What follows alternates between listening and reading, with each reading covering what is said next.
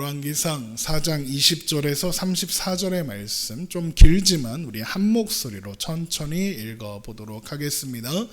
유다와 이스라엘의 인구가 바닷가의 모래같이 많게 되매 먹고 마시며 즐거워하였으며 솔로몬이 그 강에서부터 블레셋 사람의 땅에 이르기까지와 애굽 지경에 미치기까지의 모든 나라를 다스림으로 솔로몬이 사는 동안에 그 나라들이 조공을 바쳐 섬겼더라. 솔로몬의 하루의 음식물은 가는 밀가루가 30고르요 굵은 밀가루가 60고르요 살진 소가 10마리요 초장의 소가 20마리요 양이 100마리이며 그 외에 숫사슴과 노루와 안사슴과 살진 새들이었더라. 솔로몬이 그 강 건너편을 딥사에서부터 가사까지 모두 그 강 건너편의 왕을 모두 다스림으로 그가 사방에 둘린 민족과 평화를 누렸으니 솔로몬이 사는 동안에 유다와 이스라엘이 단에서부터 브엘세바에 이르기까지 각기 포도나무 아래와 무화구 나무 아래에서 평안히 살았더라. 솔로몬의 병거의 말 외양간이 4만이요 마병이 12,000명이며 그 지방 관장들은 각각 자기가 맡은 달에 솔로몬의 왕과 왕의 상에 참여하는 모든 자를 위하여 먹을 것을 공급하여 부족함이 없게 하였으며 또 그들이 각기 직무를 따라 말과 준말을에게 먹일 보리와 꿀을 그 말들이 있는 곳으로 가져왔더라. 하나님이 솔로몬에게 지혜와 총명을 심히 많이 주시고 또 넓은 마음을 주시되 바닷가의 모래와 같이 하시니 솔로몬의 지혜가 동쪽 모든 사람의 지혜와 애굽의 모든 지혜보다 뛰어난지라. 그는 모든 사람보다 지혜로워서 에스라 사람 에단과 마홀의 아들 헤만과 갈골과 다르다보다 나음으로 그의 이름이 사방 모든 나라에 들렸더라.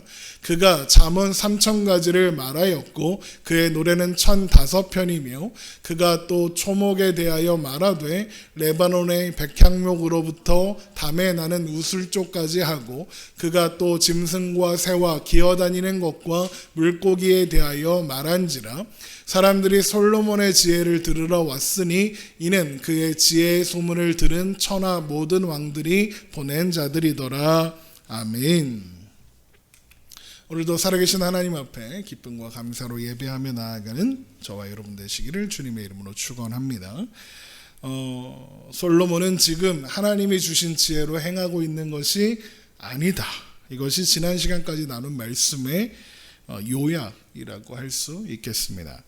하나님의 지혜는 하나님을 아는 것이고 하나님을 경외하는 것이며 하나님의 말씀을 듣는 것이 하나님의 지혜라고 했습니다. 물론 솔로몬이 지혜롭지 않느냐? 지혜롭습니다. 그의 지혜로 뭔가 대단해 보이는 판결을 내렸으며 온 백성들이 그런 솔로몬을 두려워할 정도였습니다.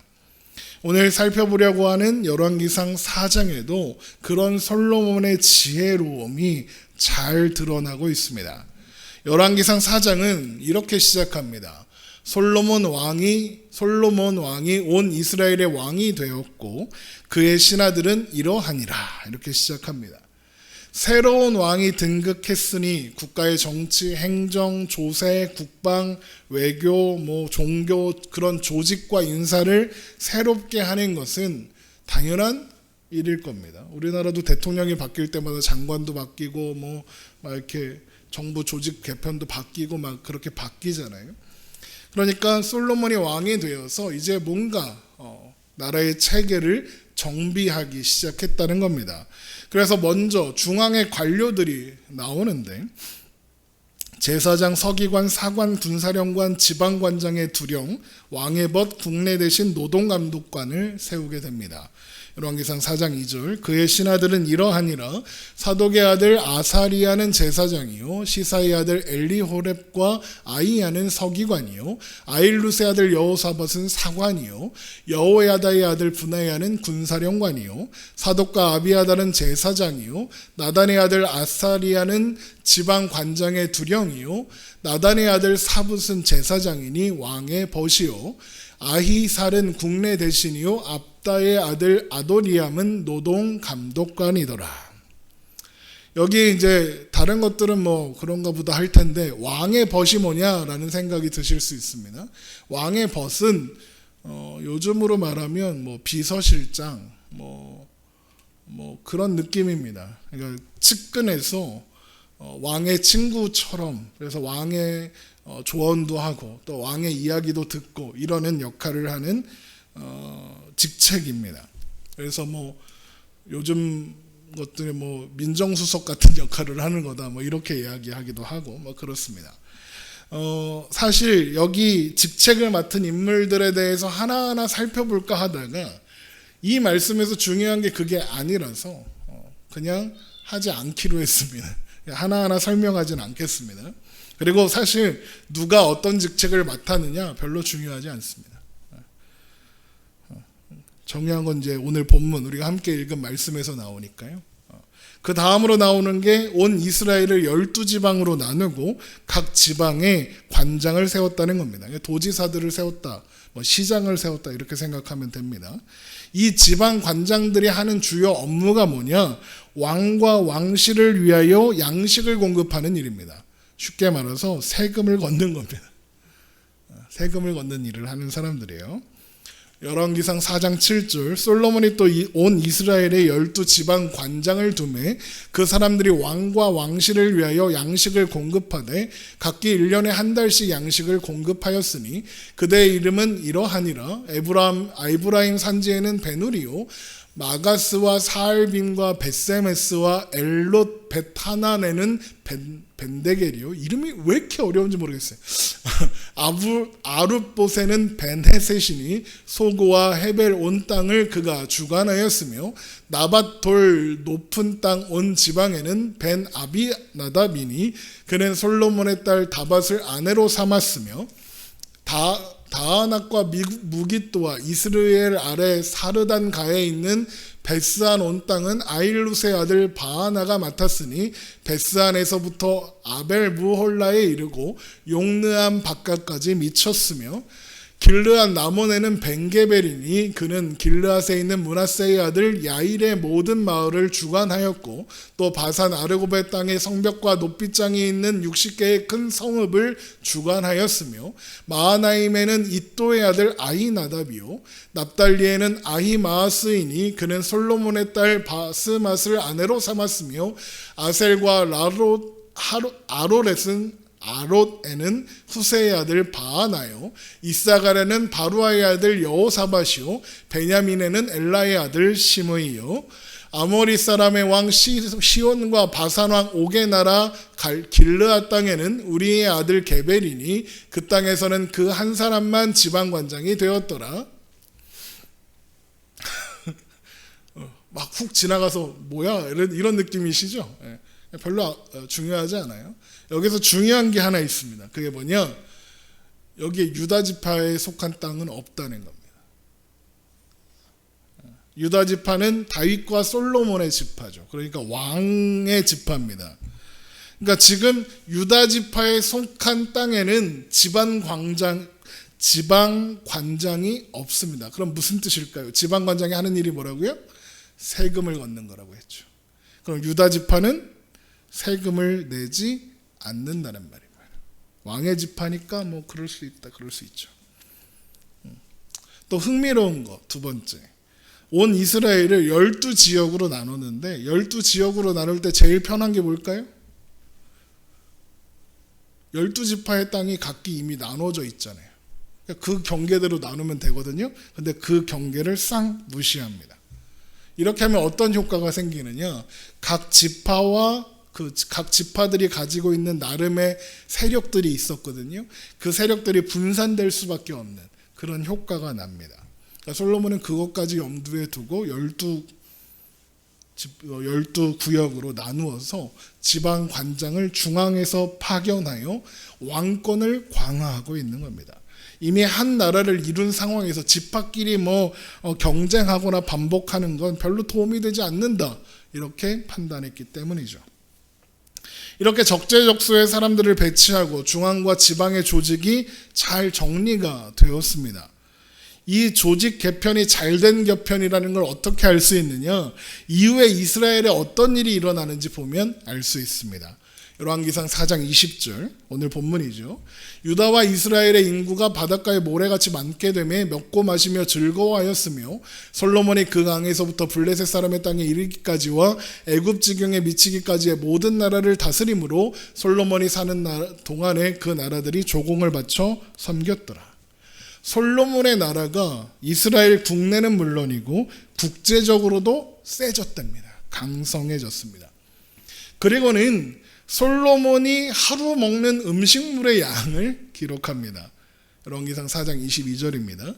솔로몬의 하루의 음식물은 가는 밀가루가 30고루요 굵은 밀가루가 60고루요 살진 소가 10마리요 초장의 소가 20마리요 양이 100마리이며 그 외에 숫사슴과 노루와 암사슴과 살진 새들이었더라. 엄청난 양입니다. 성경학자들이 이 정도의 음식의 양이면 최소한 15,000명, 많으면 6만 명이 먹을 수 있는, 하루 동안, 하루 음식이니까 최대 6만 명까지도 먹을 수 있는 식량이라고 합니다. 어마어마한 거죠. 그러니까 이걸 솔로몬이 하루에 다 먹었다 이런 얘기는 당연히 아닐 겁니다. 솔로몬이 하루에 먹여야 하는 사람이 그만큼 많았다는 뜻입니다. 솔로몬의 궁전에서 소비되는 식량이 이렇게 많았다는 겁니다. 솔로몬의 궁전의 규모가 어떠했는지 가늠해 볼 수 있는 지표가 되는 거죠. 그리고 이 말은 솔로몬의 궁전에서 하루에만 어마어마한 돈이 사용되고 있었다라는 걸 감적적으로 또 보여주는 거죠. 솔로몬의 이런 소비를 감당할 수 있었던 이유가 뭐냐? 이스라엘 주변 국가들이 솔로몬의 영향력 아래에 있었기 때문이랍니다.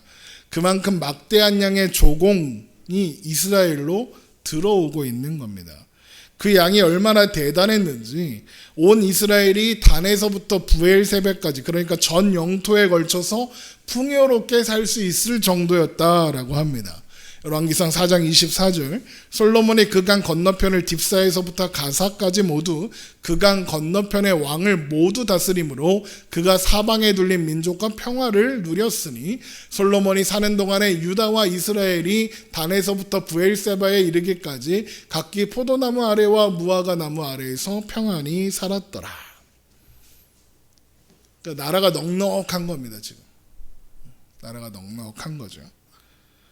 그리고는 이제 솔로몬의 군대를 설명해 줍니다. 열왕기상 4장 26절, 솔로몬의 병거의 말 외양간이 4만이요 마병이 12,000명이며, 그러니까 병거의 말이 4만이다. 이 말은 전차 부대가 4만 대 있다는 겁니다. 요즘 말로 하면 탱크가 4만 대 있는 겁니다. 그리고 마병이 12,000명이다. 이거는 말 타고 다니는 병사들 있죠. 걔네들이 12,000명이라는 겁니다. 그러니까 군대의 규모가 어마어마했다라고 알 수 있는 거죠. 그런데 말이 엄청 먹습니다. 사람은요, 엄청 먹습니다. 병거 하나에 최소한 3명이 올랐답니다. 그러니까 사람 수로 하면 어마어마하게 많은 겁니다. 그런 군대를 유지하려면 돈이 필요하죠. 먹여야 되고 해야 되니까요. 그런데 그 걱정을 솔로몬이 했을까요? 안 했을까요? 걱정하지 않았습니다. 왜요? 솔로몬이 세운 지방의 관장들이 부족함이 없게 잘 공급해 줬거든요. 무슨 말입니까? 세금을 잘 걷어왔다는 겁니다. 열왕기상 4장 27절, 그 지방 관장들은 각각 자기가 맡은 달에 솔로몬 왕과 왕의 상에 참여하는 모든 자를 위하여 먹을 것을 공급하여 부족함이 없게 하였으며, 또 그들이 각기 직무를 따라 말과 준마에게 먹일 보리와 꼴을 그 말들이 있는 곳으로 가져왔더라. 지방 관장들이 세금을 넉넉하게 잘 걷었다, 이런 거죠. 그러니까 솔로몬의 나라가 경제적으로도 또 군사적으로도 부강해진 겁니다.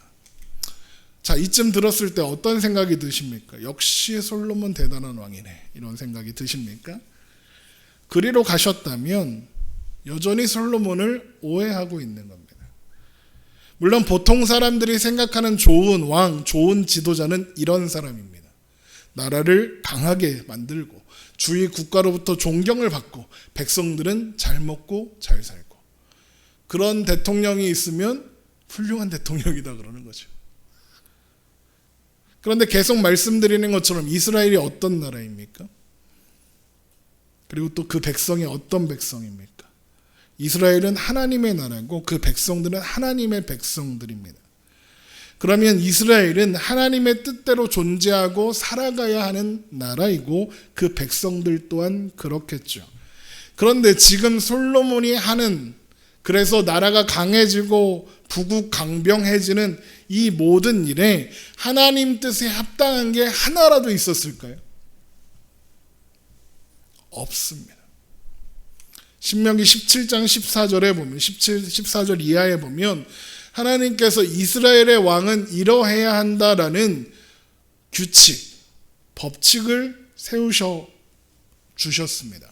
신명기 17장 14절 내가 내 하나님 여호와께서 내게 주시는 땅에 이르러 그 땅을 차지하고 거주할 때에 만일 우리도 우리 주위의 모든 민족들 같이 우리 위에 왕을 세워야겠다는 생각이 나거든 반드시 내 하나님 여호와께서 택하신 자를 내 위에 왕으로 세울 것이며 내 위에 왕을 세우려면 내 형제 중에서 한 사람을 할 것이요 내 형제 아닌 타국인을 내 위에 세우지 말 것이며 그는 병마를 많이 두지 말 것이요 병마를 많이 얻으려고 그 백성을 애굽으로 돌아가게 하지 말 것이니 이는 여호와께서 너희에게 이르시기를 너희가 이후에는 그 길로 다시 돌아가지 말 것이라 하셨음이며 그에게 아내를 많이 두어 그의 마음이 미혹되게 하지 말 것이며 자기를 위하여 은금을 많이 쌓지 말 것이며 그가 왕위에 오르거든 이 율법서의 등사본을 레위 사람 제사장 앞에서 책에 기록하여 평생에 자기 옆에 두고 읽어 그의 하나님 여호와 경외하기를 배우며 이 율법의 모든 말과 이 규례를 지켜 행할 것이니라. 하나님께서 이스라엘의 왕은 어떠해야 한다고 하십니까? 첫 번째, 병마를 많이 두지 말라. 두 번째, 아내를 많이 두지 말라. 세 번째, 은금을 많이 쌓지 말라. 그리고 네 번째, 하나님의 말씀을 항상 자기 옆에 두고 읽어서 하나님 여호와 하나님을 경외하기를 배워라. 하나님 말씀을 따라 살아라. 이게 이스라엘의 왕의 조건입니다. 그런데 솔로몬이 한 일들을 돌아보십시오. 이 말씀대로 한 게 하나라도 있나요? 하나도 없습니다. 다 반대로 했습니다. 부귀영화를 누리고 군대를 많이 두었습니다. 좀 있으면 어떻게 됩니까? 아내도 하나 둘씩 늘어서 후궁이 700명, 첩이 300명. 아내가 1000명입니다. 와. 그리고 솔로몬이 하는 행위들은 사람들이 사무엘을 찾아와 왕을 세워달라라고 요구할 때 사무엘이 니네 왕이 세워지면 이렇게 될 거야 라고 경고했던 그 내용 그대로 행합니다. 사무엘상 8장 9절입니다. 그러므로 그들의 말을 듣되 너는 그들에게 엄히 경고하고 그들을 다스릴 왕의 제도를 가르치라.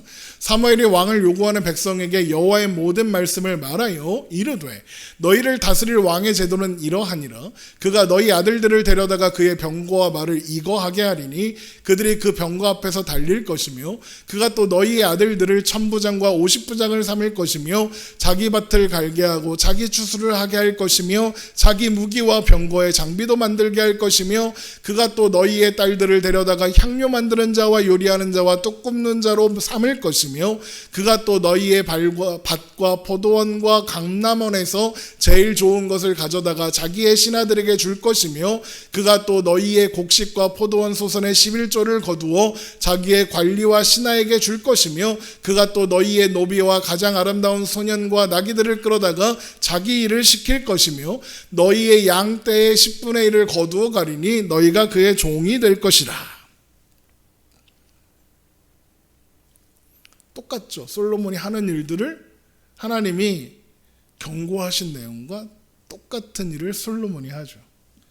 자, 그러면 지금 솔로몬 시대의 이 번영은 잘된 일이 맞고 축복이 맞습니까?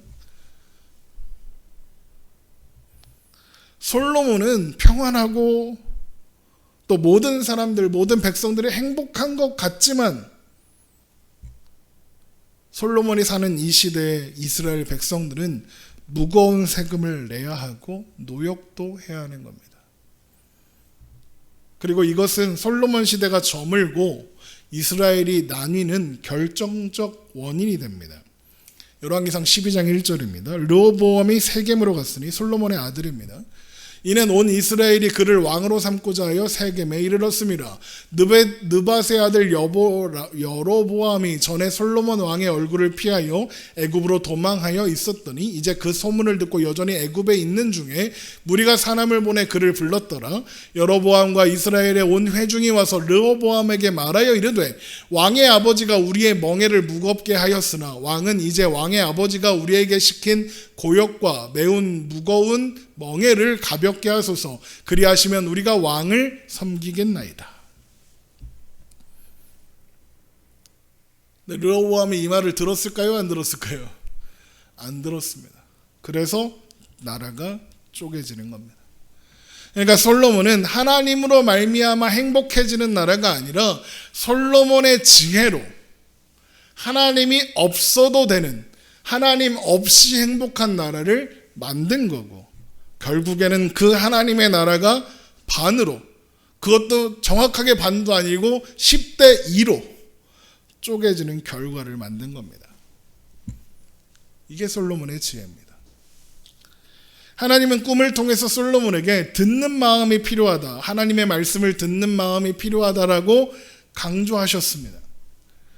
그래서 하나님은 이스라엘 왕이 이러해야 한다 말씀하시면서 이런 걸 강조하셨던 겁니다. 그가 왕위에 오르거든 이 율법서의 등사본을 레위 사람 제사장 앞에서 책에 기록하여 평생에 자기 옆에 두고, 하나님의 말씀, 요즘으로 말하는 성경책을 항상 옆에 두고 그의 하나님 여호와 경외하기를 배우며 이 율법의 모든 말과 이 규례를 지켜 행하라. 하나님의 말씀을 들어라. 하나님 말씀대로 통치해라, 이겁니다. 그런데 솔로몬은 하나님의 뜻과는 상관없이 사는 그런 나라를 만들었고, 하나님과 하나님의 지혜와는 상관없는 나라를 만든 겁니다. 자기의 지혜로 가득한 나라를요. 그런데 이상한 일이 일어납니다. 하나님이 이상한 일을 행하세요. 열왕기상 4장 29절입니다. 하나님이 솔로몬에게 지혜와 총명을 심히 많이 주시고 또 넓은 마음을 주시되 바닷가의 모래같이 하시니, 하나님이 솔로몬에게 지혜와 총명을 심히 많이 주셨답니다. 그러니까 솔로몬이 꿈을 꿨을 때 지혜와 총명을 주신 게 아니라 지금 주시는 겁니다. 그리고 바닷가의 모래같이 넓은 마음을 주셨답니다. 여기서 넓은 마음은 넓은 시야, 안목 이런 뜻입니다. 그러니까 마음이 넓다는 뜻이 아니라. 그럼 이제 이런 생각이 드시죠? 목사님이 지난 시간까지 하나님이 솔로몬은 하나님이 주신 지혜가 아니라 자기 지혜로 행하고 있다더니 하나님이 지혜 주셨는데요, 목사님. 이런 생각이 드실 겁니다. 설교를 잘 따라오고 계시는 거예요, 그런 생각이 드시면. 그러면 우리 이제 생각해 봐야죠. 하나님이 솔로몬에게 주셨다는 지혜와 총명이란 도대체 뭔가? 열왕기는 솔로몬이 받았다는 지혜와 총명이 무엇인지 설명하고 있습니다. 오늘 본문이죠. 열왕기상 4장 30절. 솔로몬의 지혜가 동쪽 모든 사람의 지혜와 애굽의 모든 지혜보다 뛰어난지라. 그는 모든 사람보다 지혜로워서 에스라 사람 에단과 마올의 아들 헤만과 갈골과 다르다보다 나음으로 그의 이름이 사방 모든 나라에 들렸더라. 솔로몬의 지혜가 얼마나 대단했는지 동쪽 모든 사람의 지혜와 애굽의 모든 지혜보다 뛰어나고 모든 사람보다 지혜롭답니다. 특히 에스라 사람 에단과 마올의 아들 헤만과 갈골과 다르다보다 나았답니다. 얘네들이 누군지 모릅니다. 에단과 헤만과 갈골과 다르다가 누군지를 모르지만 당대의 석학들입니다. 그러니까 소크라테스, 플라톤 이런 사람들인 겁니다. 당대. 근데 솔로몬이 소크라테스, 플라톤보다 지혜로웠다 그러는 겁니다. 여기서 동쪽, 거기는 이제 동쪽으로, 이스라엘에서 동쪽으로 가면 지금의 이제 그 페르시아 그쪽이거든요. 그쪽에는 전통적으로 메소포타미아 지역입니다. 거기에 이제 수메르부터 시작해서 고대 왕국들이 있었고 점성술과 온갖 학문들이 발달했던 고대 문명이 있는 장소입니다. 거기엔 전통적으로 지혜로운 자들이 박사들이 많았습니다. 그래서 그 유명한 동방 박사도 거기서 오는 겁니다. 또 애굽은요, 전통적으로 강대국이었고 그만큼 정치, 문화, 종교, 예술 모든 분야에서 탁월했습니다. 솔로몬의 시대보다 몇백 년 전인 모세가 애굽에 있을 때부터 그랬습니다. 그래서 이런 말씀이 있는 거예요. 사도행전 7장 22절. 모세가 애굽 사람의 모든 지혜를 배워 그의 말과 하는 일들이 능하더라. 그러니까 모세가 애굽의 모든 지혜를 배웠습니다. 자, 그러면 솔로몬의 지혜가 지금 누구랑 비교가 되고 있습니까? 이 세상에 있는 사람들입니다. 사람과 비교되고 있습니다.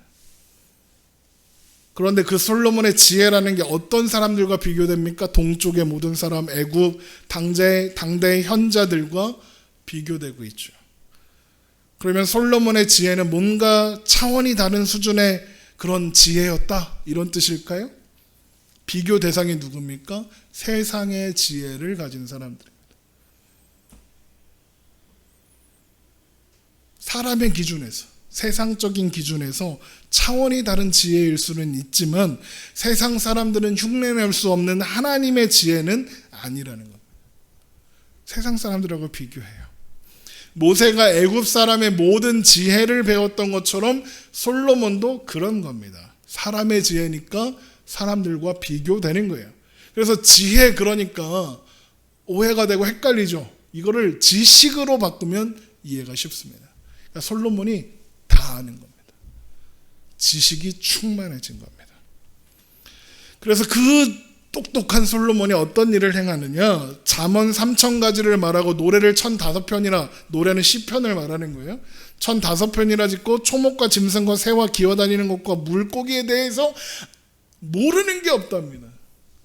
열왕기상 4장 32절. 그가 잠언 3000가지를 말하였고 그의 노래는 1005편이며 그가 또 초목에 대하여 말하되 레바논의 백향목으로부터 담에 나는 우슬초까지 하고 그가 또 짐승과 새와 기어다니는 것과 물고기에 대하여 말한지라.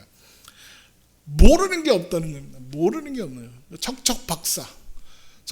제가 고등학교 다닐 때 이런, 그냥 뭐만 물어보면 다 대답하는 친구를 백사라고 불렀거든요. 백과사전. 백사인 겁니다. 백사, 솔로몬이. 대단합니다. 세상 모르는 게 없습니다. 그런데 더 놀라운 건 뭔지 아십니까? 솔로몬이 하나님에 대해서도 충분히 합니다. 하나님을 아는 지식도 충만합니다. 그걸 어떻게 하느냐? 잠언 3000가지를 말했다. 그 책이 뭐예요? 우리가 지금 성경으로 보고 있는 잠언서입니다. 그리고 그중 대부분이 성경으로 그대로 남았습니다. 잠언을 한번 보죠. 잠언 1장 1절. 다윗의 아들 이스라엘 왕 솔로몬의 잠언이라. 이는 지혜와 훈계를 알게 하며 명철의 말씀을 깨닫게 하며 지혜롭게 공의롭게 정의롭게 정직하게 행할 일에 대하여 훈계를 받게 하며 어리석은 자를 슬기롭게 하며 젊은 자에게 지식과 근신함을 주기 위한 것이니 지혜 있는 자는 듣고 학식이 더할 것이요 명철한 자는 지략을 얻을 것이라. 잠언과 비유와 지혜 있는 자의 말과 그 오묘한 말을 깨달으라. 보세요. 솔로몬이 잠언을 쓰면서 뭐라고 합니까? 잠언과 비유와 지혜 있는 자의 말과 그 오묘한 말을 깨달으라는 말입니다. 누구 말이 오묘하다는 거예요? 솔로몬의 말이 오묘하다는 겁니다. 야, 나 진짜 지혜롭다. 그러니까 내 말대로 해. 너희들은 나한테 좀 배워야 돼. 이런 겁니다. 그리고 나서 제일 먼저 하는 말이 뭔지 아십니까? 이겁니다. 여호와를 경외하는 것이 지식의 근본이거늘 미련한 자는 지혜와 훈계를 멸시하느니라. 이게 제일 처음에 하는 말입니다. 그러니까 솔로몬이 알아요. 하나님을 경외하는 것, 하나님의 말씀에 순종하는 게 지식의 근본인 걸 알아요. 하나님이 세상의 지식만 주신 게 아니라 하나님을 아는 지식도 충만하게 주신 거예요. 그래서 다 알아요. 자, 그런데 지금 솔로몬이 자기가 아는 만큼 자기가 하는 말처럼 하나님을 경외하고 있나요? 하나님을 두려워하나요? 솔로몬이 한 일 중에 하나님을 경외함을 보이는 게 하나라도 있나요? 없어요. 솔로몬이 다 알아요. 어떻게 해야 되는지 다 안다고요. 그런데 아는 대로 하질 않아요. 여러분, 그러면 그게 지혜로운 건가요? 솔로몬은 똑똑해요. 세상에 모르는 게 하나도 없고 하나님의 뜻이 무엇인지도 알아요. 그런데 그냥 알아요. 지식은 충만한데 그 지식이 진정한 지혜, 듣는 마음, 하나님의 말씀을 듣는 마음으로는 연결되지가 않는 거예요. 이게 솔로몬의 한계예요. 하지만 그 덕분에 잠언이 남았어요. 하나님을 아는 지식이 충만히 남은 잠언이 우리에게 남아있어요. 하나님은 합력하여 선을 이루신다니까요. 이 헛똑똑인 솔로몬을 통해서 잠언을 우리에게 주셨으니까. 하지만 솔로몬은 세상에 모르는 게 없어요. 그래서 어떻게 됩니까? 많은 사람들이 솔로몬의 지혜를 들으러 옵니다. 열왕기상 4장 34절. 사람들이 솔로몬의 지혜를 들으러 왔으니 이는 그의 지혜의 소문을 들은 천하 모든 왕들이 보낸 자들이라. 자, 솔로몬이 지혜로우니까 누가 유명해져요? 솔로몬이 유명해져요. 누가 영광을 받고 있어요? 솔로몬이 영광을 받고 있어요. 천하 모든 왕들이 솔로몬을 추앙하고 있어요. 천하의 모든 왕들이 뭔가가 궁금해서 솔로몬에게 사람들을 보내요. 물어봤다는 거 아니에요. 그러면 천하의 모든 왕들은 도대체 뭐가 궁금했을까요? 어떻게 하면 하나님을 그렇게 많이 사랑할 수 있습니까? 이런 게 궁금했을까요? 어떻게 하면 하나님을 잘 섬길 수 있나요? 이런 게 궁금했을까요? 아니에요. 뭐가 필요하겠어요? 자기들한테 필요한 게 궁금했겠죠. 뭐가 필요할까요? 뭐가 궁금할까요? 솔로몬은 어떻게 그렇게 부국강병을 이루었는가? 그게 궁금하겠죠. 어떻게 해서 세금을 그렇게 잘 걷고, 어떻게 해서 그렇게 군대가 강해졌고, 어떻게 해갖고 그렇게 나라가 부유해졌는지, 그게 궁금하겠죠. 왕들의 관심사는 그거니까요. 목사들의 관심사는 뭘까요? 교회가 부흥하는 거예요. 교회가 성장, 사람이 많이 모아지는 거죠. 그래서 성경 세미나에는 목사님들이 거의 안 가요. 성경 세미나, 그래서 교수님 오셔서 성경 가르쳐 준다 그러면 목사님들 잘 안 가요. 그런데 자, 아무개 목사님 교회를 개척해갖고 교회를 10,000명, 20,000명 세운 교회 목사님이 교회 성장 세미나를 합니다. 그러면 수천 명이 모여요. 제가 옛날에 전도사 시절에 그런 세미나에 한번 간 적이 있거든요. 부산에 백스코라고 있어요. 제일 큰 무슨 회관 같은 거, 이게 그런 거예요. 전시장 같은 거. 거기가 꽉 찼어요. 사회자가 나는데 3만 명이 왔대요. 뭐가 궁금해서? 그 어떤 교회의 부흥 이야기. 어떻게 하면 나도 이렇게 교회를 크게 만들 수 있을까? 그게 궁금해서. 다 그게 궁금한 거예요. 하나님의 말씀은 궁금하지가 않아요. 그래서 그런 데를 안 가갖고 교회가 많이 안 보이나? 모르겠다. 그래도 그런 데는 안 갈 거예요. 우리 몇 명 안 모여도 하나님 말씀 잘 듣고 나누고 행복하면 좋잖아요. 저는 지금이 좋습니다. 어쨌든 천하의 왕들이 그게 궁금한 거예요. 어떻게 나라를 그렇게 성장시켰는지, 어떻게 그렇게 부유하게 됐는지. 야, 솔로몬이 세상 모르는 게 없대. 솔로몬의 말대로 하면 우리도 그렇게 될 수 있을 것 같아. 가서 좀 물어봐. 그러는 거야. 부국강병을 이루어낸 박학다식한 솔로몬인 거예요. 그런데 그 지혜와 총명을 누가 주셨어요? 하나님이 주셨대요. 바다에 모래같이 주셨대요. 그 식견과 안목을 하나님이 주셨대요. 그런데 그 결과로 어떻게 되죠? 더 교만해지고 더 자기 마음대로 하게 돼요. 그러면 하나님이 지혜를 주신 목적은, 하나님의 지혜를 주신 뜻은 무슨 뜻인 걸까요? 도대체 이런 뜻이에요. 제가 보기에. 그래? 지혜가 있으면 이스라엘이 좋은 나라가 된다고? 지혜가 있으면 네가 할 수 있다고? 그래? 그러면 한번 해봐. 내가 세상에서 제일 많은 지혜를 너에게 줄게. 세상의 모든 지혜와 심지어 나의 마음을 아는 지혜까지 줄게. 그래갖고 이스라엘이 좋은 나라가 되는지 한번 보자. 이런 겁니다. 이스라엘 백성들이 홍해를 건너요. 애굽의 군대가 홍해에 수장되는 걸 봤어요. 신이 나서 하나님을 찬양하고 난리가 났어요.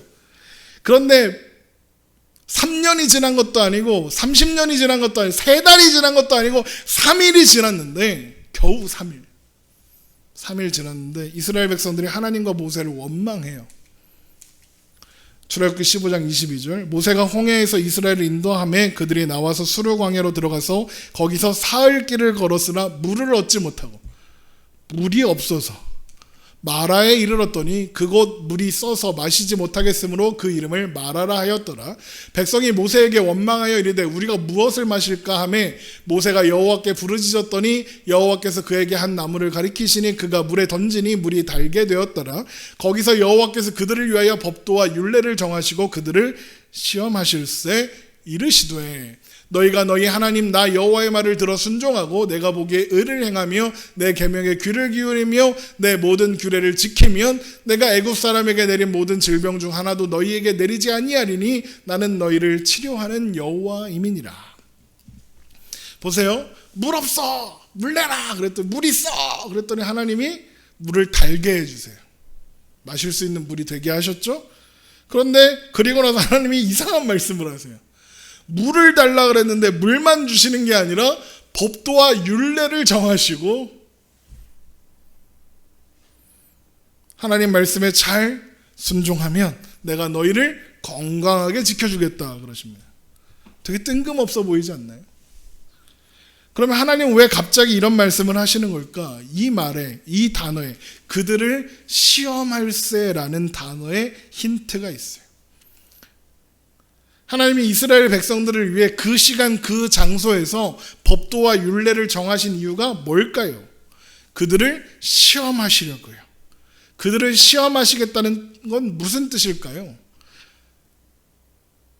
점검하겠다는 거예요. 증명하겠다는 거예요. 확인해 보겠다는 거예요. 이스라엘의 무언가를 증명하고 확인해 보겠다 이런 뜻이에요. 그러면 이스라엘 백성들의 어떤 것을 증명하시려는 걸까요? 자, 이스라엘 백성들이 지금 뭘 달라고 했죠? 물을 달라고 했어요. 그러면서 뭐라고 했을 것 같으세요?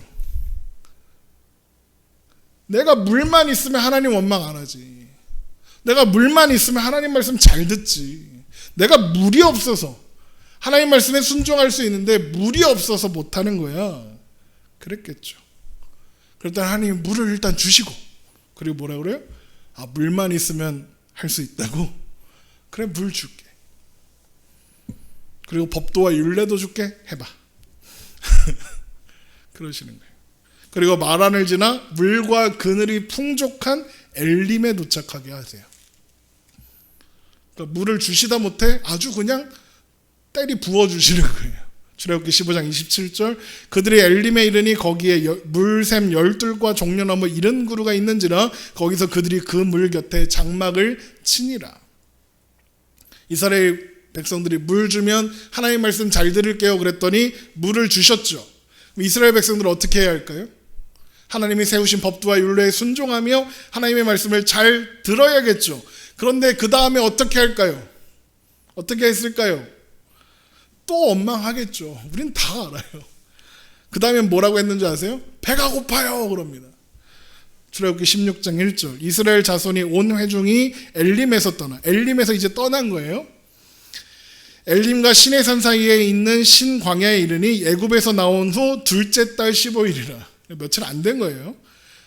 근데 또 어떻게 해요? 이스라엘 자손 온 회중이 그 광야에서 모세와 아론을 원망하여 이스라엘 자손이 그들에게 이르되 우리가 애굽 땅에서 고기 가마 곁에 앉아있던 때와 떡을 배불리 먹던 때에 여호와의 손에 죽었더라면 좋았을 것을 너희가 이 광야로 우리를 인도하여 내어 이 온 회중이 줄여 죽게 하는도다.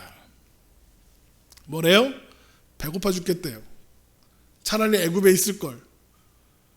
그러면 떡을 배불리 먹고 고기가 막 곁에 앉아서 고기 좀 주워 먹을 수 있었을 텐데, 그러는 거죠. 이거 거짓말이에요. 애굽에 있을 때 고기 가마 옆에 있었을지는 모르지만 고기 못 먹었고요. 떡을 배불리 못 먹었어요. 거짓말 치는 거예요. 그러면서 뭐라 그래요? 차라리 거기서 죽을 걸, 배고파 죽겠네 이러는 겁니다. 무슨 뜻이에요? 배만 안 고프면 하나님 말씀 잘 들을 수 있다 이거죠. 그래서 하나님이 어떻게 하십니까? 출애굽기 16장 12절 내가 이스라엘 자손의 원망함을 들었노라. 그들에게 말하여 이르기를 너희가 해질 때에는 고기를 먹고 아침에는 떡으로 배부르리니 내가 여호와 너희의 하나님인 줄 알리라 하라 하시니라. 배부르게 주신대요. 해질 때 고기 일단 주시고 그 다음날 아침엔 떡을 주시겠대요. 뭐가 내리죠? 그 유명한 만나가 내리기 시작해요. 하나님 이거 왜 주셨을까요? 배부르면, 배 안 고프면 할 수 있다고? 그래 해봐 이거죠. 그래서 이스라엘 백성들이 배부르고 물도 충분하고 그러니까 하나님 말씀에 잘 순종했을까요? 아니요. 하나님이 주신 그 음식을 먹으면서도 하나님을 원망, 하나님 말씀을 안 들어요. 출애굽기 16장 19절 모세가 그들에게 이르기를 아무든지 아침까지 그것을 남겨두지 말라 하였으나, 그러니까 만나를 그날 걷어서 그날 다 먹어라 그랬는데 어떻게 해요? 그들이 모세에게 순종하지 아니하고 더러는 아침까지 두었더니 벌레가 생기고 냄새가 난지라 모세가 그들에게 노하니라. 사람들이 왜 그날 다 먹으라고 했는데 그 다음날 아침까지 보관했을까요? 그 다음날 아침에 안 내릴까 봐, 만나가 안 내릴까 봐. 하나님 주신다고 약속했는데 안 오면 어떡하지? 걱정돼서. 그래서 놔둔 거예요. 이게 무슨 말이에요? 하나님을 못 믿는 거예요. 먹고 마시는 게 해결돼도 하나님 말씀대로 안 살아요. 왜요? 그런 실력이 없으니까요. 그런데 이스라엘 백성들은 그것만 할 수 있으면 할 수 있다 그러는 거예요. 우리도 똑같죠 뭐. 우리도 똑같아요. 하나님 내가 이것만 해결되면, 내가 이것만 있으면, 하나님 내가 취업만 하면, 하나님 내가 대학만 가면, 하나님 내 자식이 좋은 대학만 가면 내가 자식이랑 교회 열심히 다니고 하나님 말씀 순종도 열심히 하고, 자님 취업만 하면 11조 하고 감사헌금도 하고 그걸 평생 하죠. 죽을 때까지 해요. 하나님 이것만 해결되면. 솔로몬도요. 하나님이 솔로몬에게 지혜를 주셨어요. 이것도 그거예요. 지혜만 있으면 된다? 그래 해봐. 그런데 그래서 솔로몬의 지혜의 결과가 뭐죠? 누가 유명해졌다고요? 누가 드러났다고요? 솔로몬이 유명해지고 솔로몬이 드러났다고요. 솔로몬이 지혜로 썼다는 잠언을 집에 가서 한번 읽어보세요. 구구절절 틀린 말이 하나도 없어요. 다 맞는 말이에요. 그런데 잘 생각해 보세요. 잠언을 쓴 솔로몬은 그 잠언대로 살았냐고요. 야, 이렇게 사는 게 지혜로운 거야 하고 잠언을 줬는데 구구절절 빠짐없이 그 잠언과 반대로 살았어요. 잠언에서 제일 중요하다고 생각해서 제일 먼저 말한 게 뭐라고요? 여호와를 경외하는 것이 지식의 근본이거늘 미련한 자는 지혜와 훈계를 멸시하느니라. 이 미련한 자가 누구예요? 지혜와 훈계를 멸시하는 사람이 누구냐고요? 본인이죠. 하나님을 경외하지 않아요. 지만 잘났어요. 여러분 이게 정말 지혜로운 거 맞아요? 아는데 안 해. 여러분 세상에서 그게 제일 나쁜 거예요. 아는데 안 하는 거. 아는데 그래서 그렇게 해야 된다고 말도 하는데 그렇게 살 실력이 없는 거예요. 근데 말은 번지르하게 잘하는 거예요. 이건 지혜가 아니에요. 여러분 말만 잘하는 사람을 우리는 뭐라고 하는 줄 아세요? 교만한 놈 그래요. 방자한 놈 그래요. 그러면 하나님은 왜? 그래 지혜를 아주 때려 부어줄게 하시는 걸까요? 한번 해봐 그러시는 걸까요? 그래야 실력 없는 줄 알아요. 내 방법으로 해봐야, 그래서 그게 헛된 줄 알아야 내가 실력이 없다는 걸, 문제는 결국 나였다는 걸 그제서야 알아요. 그런 말 있죠. 똥인지 된장인지 찍어 먹어봐야 아냐? 찍어 먹어봐야 알아요. 그게 인간의 실력이에요. 그러니까 지금 솔로몬은 똥을 찍어 먹어보고 있는 거예요. 이게 똥인가 된장인가. 그래서 결국엔 어떻게 돼요? 먹어보고 이거 똥이네. 그래서 어떻게 합니까?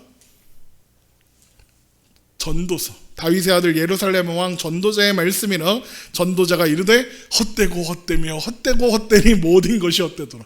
똥을 찍어 먹어보니까 알게 되는 거예요. 해 아래에서 수고하는 모든 수고가 사람에게 무엇이 유익한가. 또 16절에 내가 내 마음속으로 말하여 이르기를 내가 크게 되고 지혜를 더 많이 얻었으므로 나보다 먼저 예루살렘에 있던 모든 사람들보다 낫다 하였나니 내 마음이 지혜와 지식을 많이 만나 보았음이라. 내가 다시 지혜를 알고자 하며 미친 것들과 미련한 것들을 알고자 하여 마음을 썼으나 이것도 바람을 잡으려는 것인 줄 깨달았도다. 지혜가 많으면 번뇌도 많으니 지식을 더하는 자는 근심을 더하느니라. 솔로몬이 지금 뭐래요? 지혜가 많고 지식이 많으니까 근심도 많더라. 내 지혜와 내 지식으로 되는 줄 알았더니 그게 아니더라. 다 헛되더라. 나는 바보였습니다. 난 참 바보처럼 살았군요. 그러는 거예요. 솔로몬이 자기의 지혜로 자기의 실력으로 실컷 다 해보고 똥도 찍어 먹고 설사도 찍어 먹어보고 누가 토해놓은 것도 찍어 먹어본 다음에 그제서야 아는 거예요. 우리는 그러지 말아야죠. 솔로몬이 다 해봤잖아요. 솔로몬이 다 해봤잖아요. 우리는 똥인지 된장인지 찍어 먹어볼 필요가 없잖아요. 솔로몬이 다 해봤으니까요.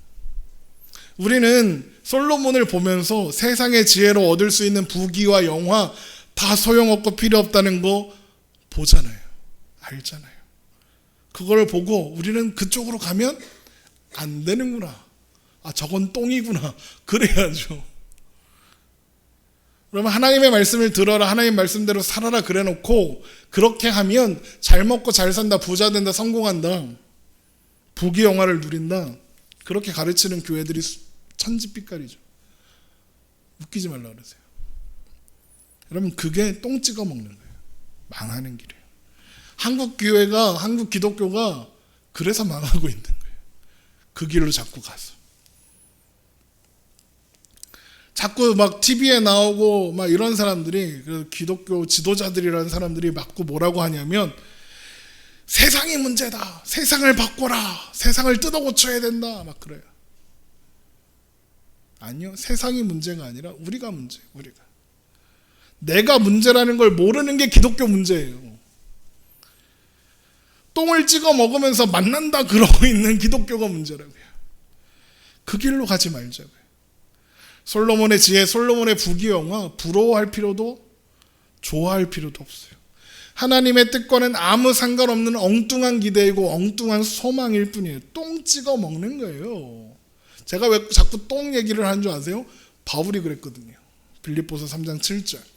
그러나 무엇이든지 내게 유익하던 것을 내가 그리스도를 위하여 다 해로 여길 뿐더러 또한 모든 것을 해로 여김은 내 주 그리스도 예수를 아는 지식이 가장 고상하기 때문이라. 내가 그를 위하여 모든 것을 잃어버리고 배설물로 여김은, 똥으로 여김은 그리스도를 얻고 그 안에서 발견되려 함이니 내가 가진 은혜는 율법에서 난 것이 아니요 오직 그리스도를 믿음으로 말미암은 것이니 곧 믿음으로 하나님께로부터 난 의라. 여러분 우리가 알아야 하는 건 이거예요.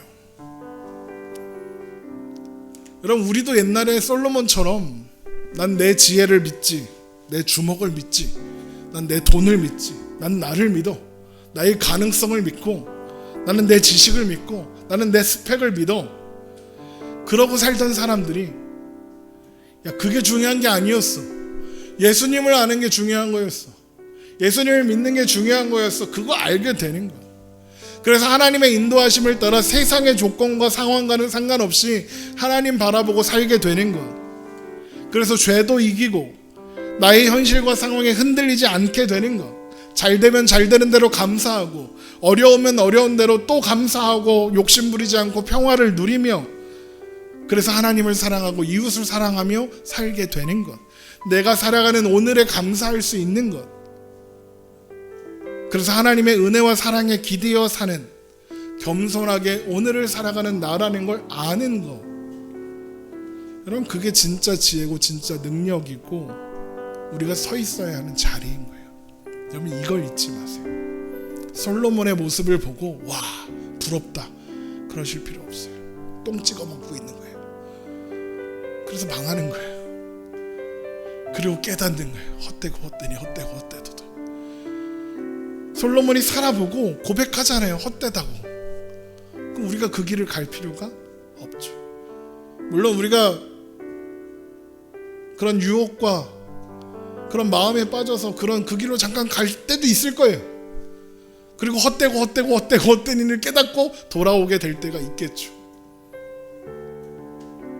그러니까 좀 덜 고생하자고요. 솔로몬 고생 많이 했어요. 아내가 1000명이면 얼마나 힘들겠어요. 그런 거예요. 그 길을, 솔로몬의 길을 부러워하는 사람이 아니라 외롭더라도 좁더라도 우리가 서 있는 예수 그리스도를 따르는 이 길을 따라 살기로 하는 저와 여러분 되시기를 주님의 이름으로 축원합니다. 기도하겠습니다.